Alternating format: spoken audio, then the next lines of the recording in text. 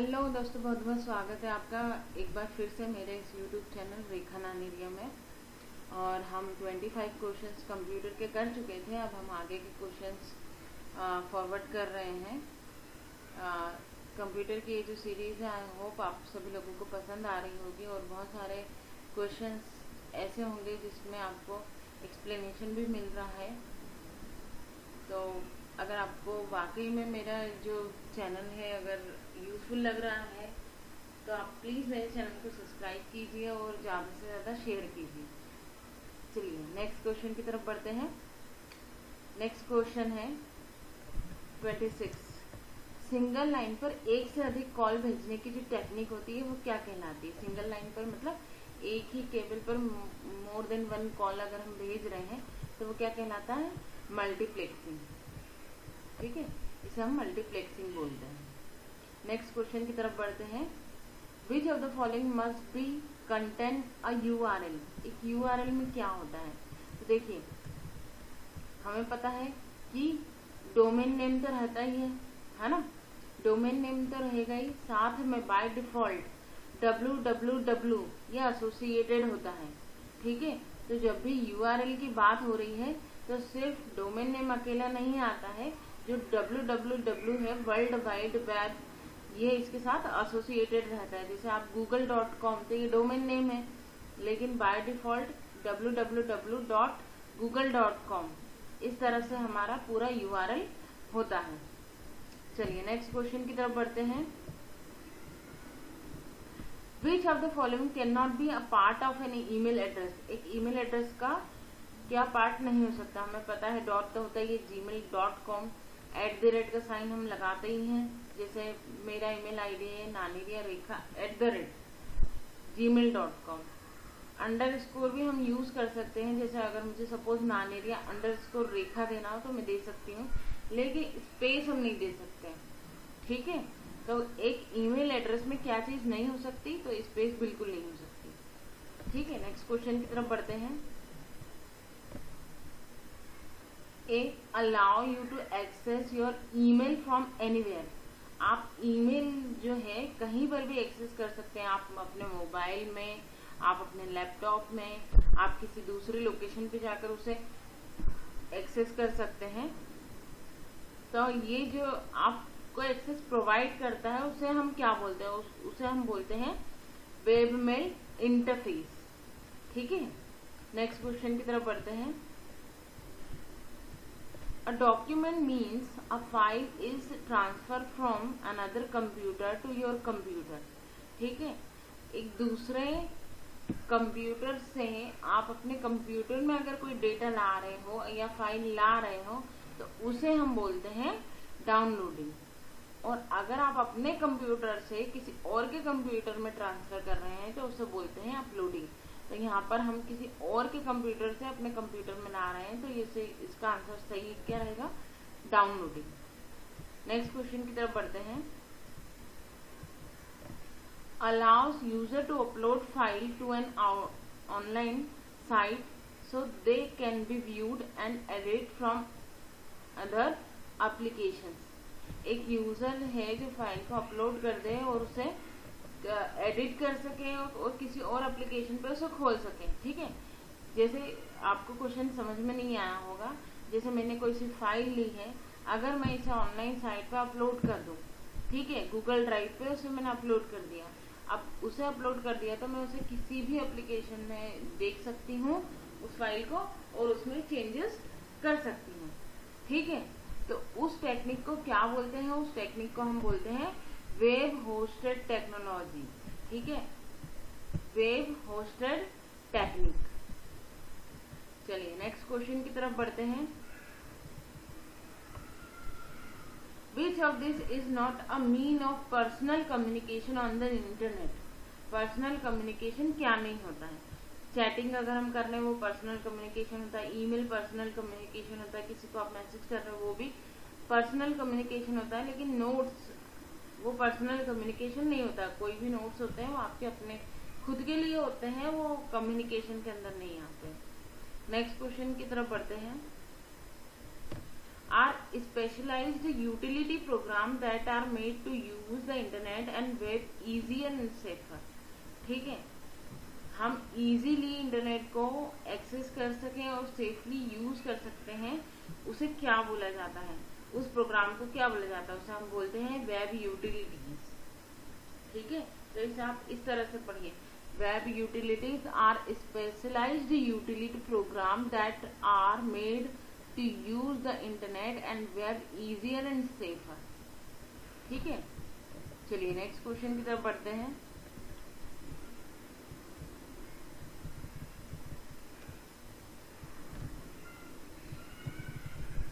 Programme that is use to view website is called. ठीक है, आप अपनी वेबसाइट को किस चीज के कौन से प्रोग्राम के ऊपर देखते हैं, तो ब्राउजर के ऊपर आप देखते हैं। ठीक है, अगर मुझे google.com या yahoo.com या कोई सी भी साइट ओपन करनी है, विकिपीडिया, ठीक है, तो उसके लिए मेरे पास ब्राउजर होना जरूरी है। ठीक है, जैसे मोजिला, क्रोम या इंटरनेट एक्सप्लोरर।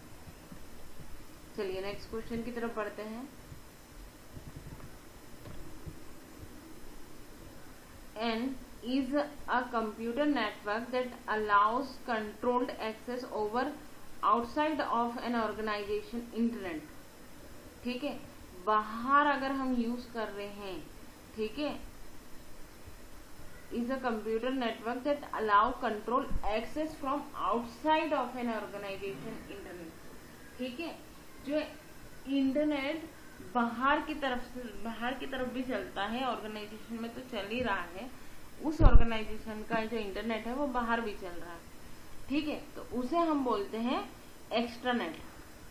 ठीक है, इंटरनेट जो वर्ल्ड वाइड चलता है, इंट्रानेट जो पर्टिकुलर किसी ऑर्गेनाइजेशन में चलता है, और एक्स्ट्रानेट जो ऑर्गेनाइजेशन के साथ साथ बाहर भी चलता है। ठीक है, नेक्स्ट क्वेश्चन की तरफ बढ़ते हैं।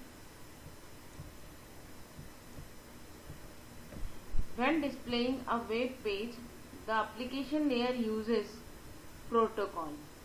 वेब पेज जब हम यूज करते हैं या डिस्प्ले होता है तो उसमें कौन सा प्रोटोकॉल यूज होता है, तो उसके लिए HTTP hypertext transfer protocol use होता है।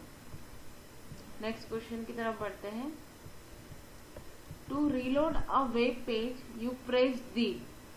अगर हम किसी पेज को वापस से रीलोड करना चाहते हैं, वापस से लोड करना चाहते हैं, तो उसके लिए हम कौन सी बटन प्रेस करते हैं, रिफ्रेश बटन। नेक्स्ट क्वेश्चन की तरफ बढ़ते हैं। If you are going to a site you use often instant of having to type in address every time you should. ठीक है, एक कोई सी भी साइट है, अगर आप उसे बार बार यूज कर रहे हैं, ठीक है, तो उसके लिए आप क्या करेंगे, उसे बुकमार्क कर देंगे। ठीक है, आप क्रोम में या किसी भी एक ब्राउजर में जाएंगे, उसमें साइड में एक टैब होता है, वहां पर आपको बुकमार्क ऑप्शन दिखेगा। अगर आप उस साइट किसी भी साइट को बुकमार्क कर देंगे तो बार बार अगर आपको उसको यूज करना है तो आपको टाइप करने की जरूरत नहीं है, आप डायरेक्ट बुकमार्क में जाकर उस पर क्लिक करेंगे तो वो पेज, वो साइट ओपन हो जाएगी। नेक्स्ट क्वेश्चन की तरफ बढ़ते हैं। The shows all the websites and pages that you have visited over a period of time. ठीक है, आपने जो भी साइट एक्सेस करी है या जो भी इंटरनेट का पेज ओपन करा है, वो आपके ब्राउजर की हिस्ट्री में सेव हो जाता है। ठीक है, तो वो जो होती है हिस्ट्री लिस्ट कहलाती है। ठीक है, जहां पर जो भी पेज होगा वो सेव हो जाएगा। नेक्स्ट क्वेश्चन की तरफ बढ़ते हैं। In the URL the scheme is followed by. ठीक है, URL यूनिवर्सल रिसोर्स लोकेटर। ठीक है, इसका फुल फॉर्म होता है। अब हमें ये देखना है कि क्या चीज होती है, फॉलोड होता है किस तरह से। हम किसी भी URL को जब टाइप करते हैं, ठीक है, तो क्या चीज होती है, तो देखिए हमेशा कॉलन और डबल स्लैश इसका यूज किया जाता है। जब भी मैं किसी URL को ओपन करूंगी या किसी URL पर जाऊंगी तो उसमें बाय डिफॉल्ट ये चीज होती है, ठीक है, कॉलन और डबल क्लिक। अगर आपने नहीं देखा हो तो आप http डॉट और ये दो डबल स्लैश इस तरह से आगे डोमेन नेम होता है, ठीक है। http के बाद हमेशा ये लगा हुआ होता है, ठीक है। अब नेक्स्ट क्वेश्चन की तरफ बढ़ते हैं। Is the incoming email server, ठीक है, ईमेल की बात हो रही है। तो जब भी ईमेल की बात होगी, देखिए इनकमिंग मेल्स की बात हो रही है, तो जब भी इनकमिंग मेल होता है तो हमें एक पॉपअप आता है। तो इस तरह से हम याद रख सकते हैं पॉप, ठीक है, pop is the incoming email server. Next question की तरफ बढ़ते हैं।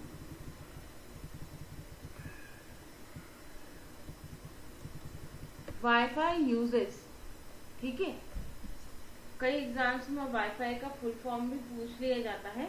तो इसका फुल फॉर्म है वायरलेस फिडेलिटी, ठीक है। तो ये क्या यूज करता है, ये रेडियो वेव्स यूज करता है, ठीक है, वाईफाई। नेक्स्ट क्वेश्चन की तरफ बढ़ते हैं। The process of trading goods over the internet is known as, ठीक है, आप अपने व्यापार को बढ़ाते हैं, ठीक है, तो उसे क्या कहा जाता है? इंटरनेट पर उत्पादों का व्यापार करने की प्रक्रिया को कहते हैं, क्या कहते हैं? ई कॉमर्स, ठीक है। जैसे अमेजन, फ्लिपकार्ट ये जो साइट है ये ई कॉमर्स साइट है, ठीक है। क्यों? क्योंकि वो बिजनेस कर रही है। नेक्स्ट क्वेश्चन की तरफ बढ़ते हैं। Which of the following is not a part of an email address, ठीक है। ईमेल एड्रेस का क्या पार्ट नहीं होता? यूजर नेम बिल्कुल होता है, डोमेन नेम भी रहेगा, ठीक है। प्रोटोकॉल्स नहीं होते हैं, यूजर नेम और डोमेन नेम दोनों ही रहते हैं, लेकिन ईमेल एड्रेस में प्रोटोकॉल्स नहीं होते हैं, ठीक है। नेक्स्ट क्वेश्चन की तरफ बढ़ते हैं। When sending an email the dash line describe the content of the message, ठीक है। आप किसी को मैसेज कर रहे हैं तो वो मैसेज किस चीज से रिलेटेड है, ठीक है, उसका डिस्क्रिप्शन क्या है। तो वो डिस्क्रिप्शन जो दिया जाता है वो सब्जेक्ट में दिया जाता है, ठीक है। कंटेंट तो हमारा पूरा डेटा ही हो गया। टू, आप किसको फॉरवर्ड कर रहे हैं? सीसी, मतलब जिसको फॉरवर्ड कर रहे हैं उसके साथ में आप किसी अन्य व्यक्ति को भी फॉरवर्ड कर रहे हैं, तो सीसी मतलब कार्बन कॉपी, ठीक है। वही ईमेल एड्रेस आप किसी और वही ईमेल आप किसी और को सेंड कर रहे हैं। तो कंटेंट का जो डिस्क्रिप्शन है वो सब्जेक्ट बताता है। नेक्स्ट क्वेश्चन की तरफ बढ़ते हैं। Which one is the slowest internet service from the following, सबसे स्लोएस्ट इंटरनेट सर्विस कौन सी है? Dial up service. Dial up service वही जो फोन के थ्रू इंटरनेट कनेक्ट होता था मॉडेम के थ्रू, उसे बोला जाता है डायल अप सर्विस, ठीक है। तो सबसे ज्यादा स्लो कनेक्शन था वो। नेक्स्ट क्वेश्चन की तरफ बढ़ते हैं। A network device that establish an intelligent connection between two local network with different type of cable is, ठीक है। दो नेटवर्क कनेक्शन है और दोनों डिफरेंट लाइन से जुड़े हुए हैं, ठीक है, और उनको जो जोड़ने का काम कर रहे हैं वो क्या कहलाता है? वो कहलाता है ब्रिज। ब्रिज आपने देखा है, सिंपल अगर अपन लैंग्वेज में बात करें तो एक पॉइंट को दूसरे पॉइंट से जोड़ता है। तो ये दोनों पॉइंट अलग अलग होते हैं, ठीक है। यहाँ एक अलग पॉइंट होता है, यहाँ एक अलग पॉइंट होगा, और इन दोनों को कनेक्शन बीच में जो करेगा वो कहलाता है ब्रिज। उसी तरह से नेटवर्क में भी यूज होता है। चलिए नेक्स्ट क्वेश्चन की तरफ बढ़ते हैं। Which utility do you use to transfer file and exchange messages, ठीक है। कौन सी यूटिलिटी है जो फाइल को ट्रांसफर करती है और मैसेज को एक्सचेंज करती है? वो होता है ईमेल एड्रेस। अब आप सोचेंगे कि फाइल कैसे ट्रांसफर होगी? ईमेल एड्रेस में आप फाइल को अटैच कर दीजिए तो आप फाइल को भी ट्रांसफर कर सकते हो और मैसेज भी एक्सचेंज कर सकते हैं। ठीक है, नेक्स्ट क्वेश्चन है हमारा, to reduce the work of memorizing email address we should use. ठीक है, अगर हमें बार बार एड्रेसेस को याद नहीं रखना है, ठीक है, ईमेल एड्रेस को, तो उसके लिए हम क्या करते हैं, उसके लिए हम एड्रेस बुक यूज करते हैं। पहले नहीं हम फोन डायरी या एड्रेस डायरी बनाकर रखते थे, उसी तरह से हम कंप्यूटर में भी बना सकते हैं। ठीक है, उसे हम बोलते हैं एड्रेस बुक। नेक्स्ट क्वेश्चन की तरफ बढ़ते हैं।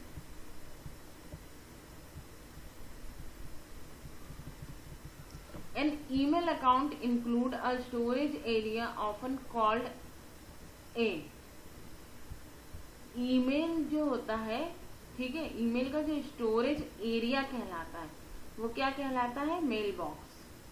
ठीक है, नेक्स्ट क्वेश्चन की तरफ बढ़ते हैं, जिसमें सारे ईमेल आ जाते हैं जो आपने मतलब सेंड करे हैं या जो आपके पास आए हैं इनबॉक्स में, तो वो पूरा जो एरिया होता है जिसमें स्टोर हो जाते हैं, ट्रैश आ जाता है। ठीक है, ट्रैश पता है, डिलीट ईमेल उसमें चले जाते हैं, स्पैम ईमेल्स। तो ये जो सारा एरिया कहलाता है, जो स्टोरेज एरिया होता है मेल बॉक्स का, ईमेल का, वो मेल बॉक्स कहलाता है। ठीक है, नेक्स्ट क्वेश्चन की तरफ बढ़ते हैं। To close a file inside a program is used. ठीक है, अब देखिए, फाइल के अंदर के प्रोग्राम को बंद करने की बात हो रही है। ठीक है, पूरे प्रोग्राम को बंद करने की बात नहीं हो रही। जैसे अगर मैं किसी फाइल को क्लोज करना चाहती हूँ तो उसके लिए शॉर्टकट की है Ctrl+F4, लेकिन अगर मुझे पूरे प्रोग्राम को ही बंद करना है तो उसके लिए Alt+F4। ठीक है, तो ये डिफरेंस याद रखना है आप लोगों को कि अगर हम इनसाइड प्रोग्राम की बात हो रही है, प्रोग्राम के अंदर की फाइल की बात हो रही है तो Ctrl+F4, और अगर पूरे प्रोग्राम की बात हो रही है तो Alt+F4। चलिए नेक्स्ट क्वेश्चन की तरफ बढ़ते हैं। The area in window where date and time are display is. Date और टाइम कहाँ डिस्प्ले होती है, हमें पता है कि जो टास्क बार होती है उसमें डेट और टाइम ऑप्शन अवेलेबल होता है, जो सबसे नीचे बॉटम ऑफ द कंप्यूटर हमारे मॉनिटर की स्क्रीन पर दिखती है या हमारे लैपटॉप की स्क्रीन पर सबसे बॉटम में जो दिखती है उसे बोलते हैं टास्क बार, जिसमें हमारे कई सारे प्रोग्राम्स अटैच होते हैं, साथ में डेट और टाइम भी दिखाता है। ठीक है, तो उसे बोला जाता है टास्क बार। नेक्स्ट क्वेश्चन की तरफ बढ़ते हैं। यहाँ पर हमारा ये जो वीडियो है खत्म हुआ, और आई होप आप सभी लोगों को बहुत पसंद आया होगा और बहुत सारी यूजफुल इंफॉर्मेशन आपको मिली होगी। और मैं इसी के साथ में अपना ये वीडियो फिनिश करती हूँ, और प्लीज़ मेरे चैनल को सब्सक्राइब कीजिए, ज़्यादा से ज़्यादा शेयर कीजिए, और आपका वीडियो देखने के लिए बहुत बहुत धन्यवाद। Thank you very much.